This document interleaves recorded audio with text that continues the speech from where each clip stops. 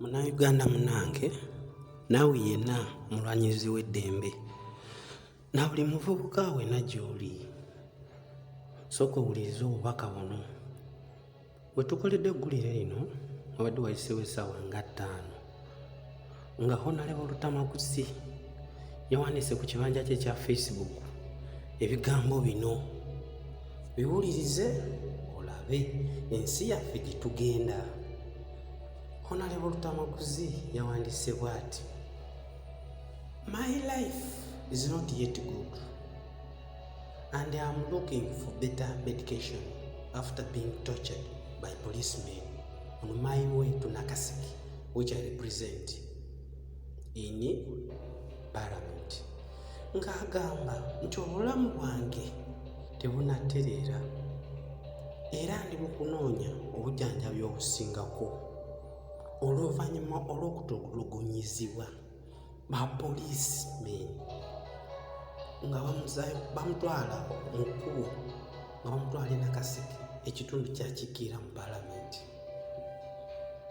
Owulira, nayongerako bw'ati Honorable Lutamaguzi: The suffering I'm going through should be a lesson to many Ugandans that justice is becoming more scarce every day. Ng'agamba nti obulumi bwayitamu libeere essomo oba kibeere kyakuyiga eri bannayuganda nti obwenkanya butandise okuwa obwekeggwa buli lunaku olukya. Obwenkanya mu ggwanga lyaffe Uganda tebukyalabika oba butandise okubeera obwekeggwa. Wuliriza, obwenkanya tebukyafunika. Omulembe guno gye tugamba mbu ensi yaffe etandise okulaakulana, ng'omukulembeze w'eggwanga yagamba mbu ensi etandise okumunyumira.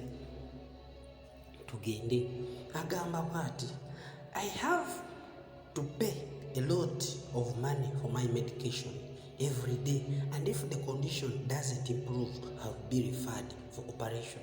Ng'agamba nti alina okusasula omuwendo gw'essente munene olw'okwagala okufuna obujjanjabi.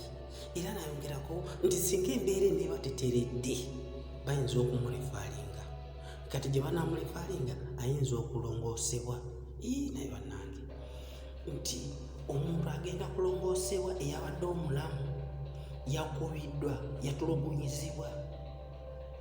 Gavumenti, abantu be tusasula omusolo, esente zaffe ge bafunamu omusaala, be bakozesebwa okukola bino omulembe guno.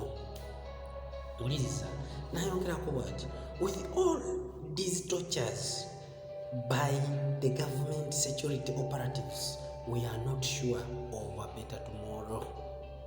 Wuliriza, n'agamba nti n'okutulugunyizibwa kuno nga kukolesebwa kwegamba abandi badde bakuumaddembe, tetumanyi kiki enkya oba olw'enkya oba lunaabeera lulungi. If they do it, njagala owulirize kano, ng'agamba if they do it to a member of parliament, then no one is safe. Mu butuufu ate era kyannaku, we baba abasajja bano bakuumaddembe nga basobola okutulugunya omubaka wa paalamenti, kati gwe nange abawansi kiki tuba tusuubira? Yagambye nti bannange we are not safe. Kigambo ekyo kinoonye mu dictionary olabe kyekitegeeza.